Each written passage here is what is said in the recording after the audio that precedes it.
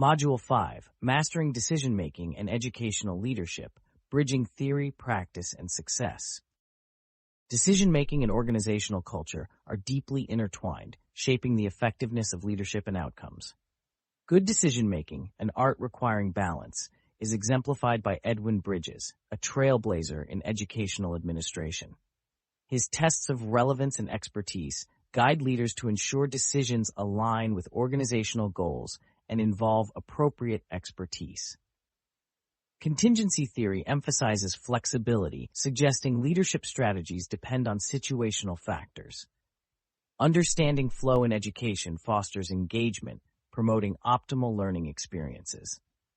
Achieving success beyond school walls involves preparing students for real-world challenges, reflecting the broader purpose of education in shaping adaptable, thoughtful individuals capable of thriving in dynamic environments. Decision-making and organizational culture.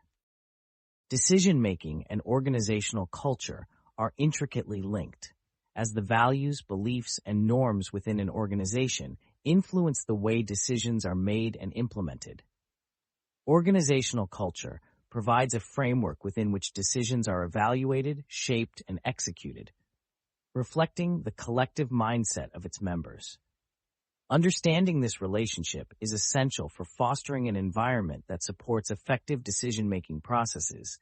Organizational culture acts as a guiding force that shapes decision-making by defining acceptable behaviors, communication styles, and risk tolerance. In a culture that values innovation and adaptability, decision-making processes are often characterized by openness to experimentation and a willingness to embrace calculated risks. On the other hand, in a culture that prioritizes stability and tradition, decisions may lean toward maintaining established practices and minimizing uncertainty. The shared values and assumptions within the organization thus create a lens through which problems are perceived and solutions are formulated. Leaders play a critical role in influencing the intersection of decision-making and culture. Their actions, language, and priorities set the tone for how decisions are made and communicated throughout the organization. Transparent and inclusive decision-making processes can reinforce a culture of trust and collaboration, while autocratic approaches may foster a hierarchical and compliance-driven environment. The alignment between decision-making practices and cultural values enhances consistency and employee engagement, ensuring that decisions resonate with the workforce. Moreover, organizational culture affects the speed and efficiency of decision-making. In environments with clearly defined norms and strong alignment among employees, decisions are often made more swiftly and with greater confidence. However, in cultures marked by conflicting values or unclear expectations, decision-making can become fragmented and slow. The art of good decision-making. Good decision-making is a cornerstone of personal and professional success, requiring a combination of thoughtful analysis, emotional intelligence, and practical foresight. At its heart, effective decision-making begins with clarity about the objective. Understanding what one hopes to achieve or resolve provides a foundation for exploring options and assessing their potential outcomes. Without a clear goal, decisions are easily swayed by fleeting emotions or external pressures, leading to unsatisfactory results. An essential element of good decision-making is gathering relevant information. This involves seeking out reliable sources, considering diverse perspectives, and weighing both qualitative and quantitative data. It is important to avoid confirmation bias, the tendency to focus only on information that supports preconceived ideas, by remaining open to evidence that challenges one's assumptions. By doing so, decision-makers can approach choices with a balanced and informed mindset. Equally important is the ability to manage emotions during the decision-making process. Stress, fear, or overconfidence can cloud judgment and lead to impulsive actions. Emotional regulation, coupled with self-awareness, enables individuals to pause and reflect rather than reacting hastily. When emotions are acknowledged and understood, they can serve as valuable guides, offering insights into personal values and priorities. Furthermore, good decision-making requires a long-term perspective. Immediate gains should be weighed against potential consequences, ensuring that choices align with broader goals and values. Thinking ahead encourages accountability and fosters decisions that stand the test of time. Engaging in reflection after decisions are made also provides an opportunity to learn from the process, refining skills for future challenges. Edwin Bridges, a pioneer in educational administration. Edwin Bridges is a renowned figure in the field of educational administration, celebrated for his groundbreaking contributions to the understanding and improvement of leadership in schools. His work has significantly influenced how educational leaders are trained and how they approach problem-solving in complex, dynamic environments. Bridges is perhaps best known for his development of the problem-based learning, PBL, approach in the preparation of school administrators, a method that emphasizes critical thinking and practical application over rote learning. Bridges recognized early in his career that traditional methods of training educational leaders often failed to equip them with the skills needed to address real-world challenges. He argued that school administrators must be more than bureaucrats. They must be adaptive problem solvers, capable of navigating the intricate social, economic, and political landscapes of modern education.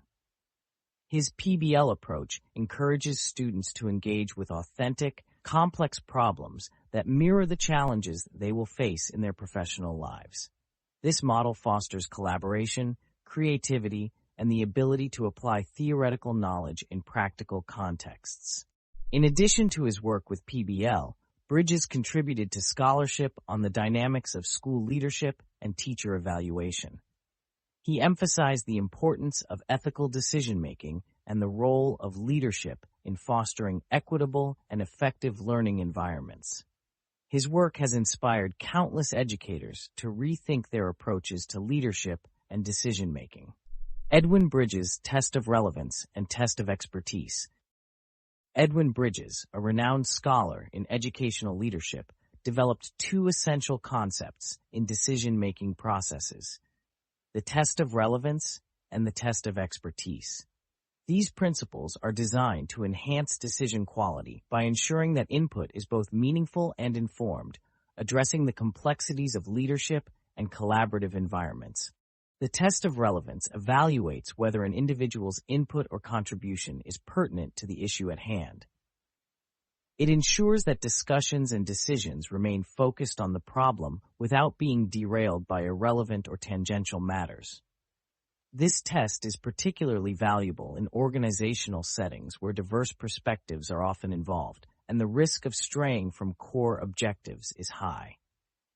By applying the test of relevance, leaders can streamline decision-making, reducing unnecessary complexity, and maintaining clarity in achieving outcomes. The test of expertise, on the other hand, assesses whether the person providing input possesses the necessary knowledge, skills, or experience to contribute meaningfully to the decision. Expertise is vital when decisions involve technical or specialized knowledge, as reliance on uninformed opinions can lead to suboptimal or even harmful outcomes. By ensuring that contributors have the requisite expertise, this test enhances the overall quality of decisions and reduces the likelihood of errors. Together, these tests form a framework for efficient and effective decision-making. The test of relevance keeps discussions focused, while the test of expertise ensures that decisions are grounded in informed and credible contributions.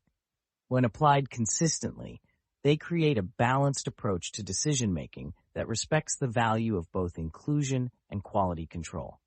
Bridges' concepts remain influential in educational leadership and beyond, offering timeless guidance for leaders aiming to foster meaningful collaboration and make sound decisions.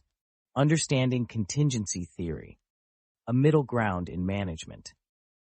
Contingency theory provides a framework for understanding that there is no single best way to manage an organization. Instead, the effectiveness of management practices depends on the specific circumstances of a given situation. At its core, contingency theory rests on two fundamental propositions. First, that organizations are open systems interacting with their environments, and second, that the optimal management approach varies according to the context. These principles emphasize that the suitability of managerial decisions is contingent on factors such as organizational structure, external environment, and the nature of the task or technology involved. This theory occupies a middle ground between two opposing perspectives in management. On one end of the spectrum are universal principles of management, which suggest that certain rules and practices, such as hierarchical structures or specific leadership styles, are universally applicable to all organizations. This rigid approach often overlooks the complexities and variations inherent in organizational settings. On the other end lies the view that every organization is entirely unique, making generalization impossible. This perspective risks promoting a lack of systematic understanding, as it dismisses the potential for learning from shared patterns across organizations. Contingency theory strikes a balance by acknowledging the importance of context while identifying patterns and relationships that guide decision-making. For example, an organization operating in a highly dynamic and competitive environment may benefit from a decentralized structure to enhance adaptability, whereas a stable environment might favor a more centralized approach to ensure efficiency. This flexibility allows managers to tailor their strategies and structures to align with specific challenges and opportunities. Understanding flow in education. Flow is a psychological state of complete immersion and enjoyment in an activity where an individual feels fully engaged, focused, and energized. Coined by psychologist Mihaly Csikszentmihalyi, flow occurs when a task's challenges are perfectly matched to an individual's skills, creating a sense of balance and satisfaction. In education, achieving flow can significantly enhance learning, motivation, and creativity as students feel intrinsically rewarded by the process of learning itself. In a school setting, flow can be cultivated by creating an environment where students are challenged at an optimal level, neither overwhelmed by tasks that feel too difficult nor bored by those that are too easy. This balance requires teachers to know their students' abilities and design lessons that scaffold skills while presenting engaging and meaningful challenges. The activity should have clear goals, immediate feedback, and allow students to experience a sense of control and autonomy. For instance, project-based learning that aligns with students' interests can provide opportunities for flow, as students can immerse themselves in problem-solving, critical thinking, and creativity. Moreover, the physical and social environment plays a critical role in facilitating flow. A classroom that minimizes distractions and fosters a supportive community encourages focus and collaboration. Teachers who model enthusiasm and engagement also inspire students to become more absorbed in their tasks. Establishing routines and expectations for deep work can further enhance the likelihood of flow by creating a predictable structure where students feel safe to experiment and grow. Achieving success beyond school walls. To meet the ambitious goals of the No Child Left Behind Act, NCLB, and its successor, the Every Student Succeeds Act, ESE, schools must recognize that success cannot be achieved in isolation. These laws aim to ensure all students, regardless of background, achieve academic proficiency, and while schools play a central role, broader collaboration is essential. The first step involves building strong partnerships with families. Parents and guardians are a child's first as educators, and their involvement directly impacts academic success. Schools must engage families as active participants in the educational process, providing resources and strategies to support learning at home. Clear communication and mutual trust between educators and families help create a unified approach to meeting students' needs. Communities also play a pivotal role. Schools must integrate with local organizations, businesses, and nonprofits to provide students with resources that extend beyond the classroom. These partnerships can address critical issues like food insecurity, healthcare, and access to technology, challenges that often hinder academic progress.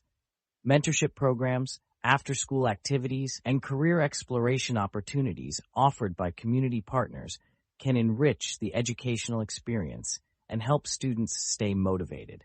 In addition to external collaboration, policymakers must align their efforts with schools to ensure adequate funding and equitable resource distribution. Schools serving disadvantaged populations often face systemic challenges that require targeted intervention. Investment in teacher training, smaller class sizes, and updated learning materials can significantly enhance outcomes.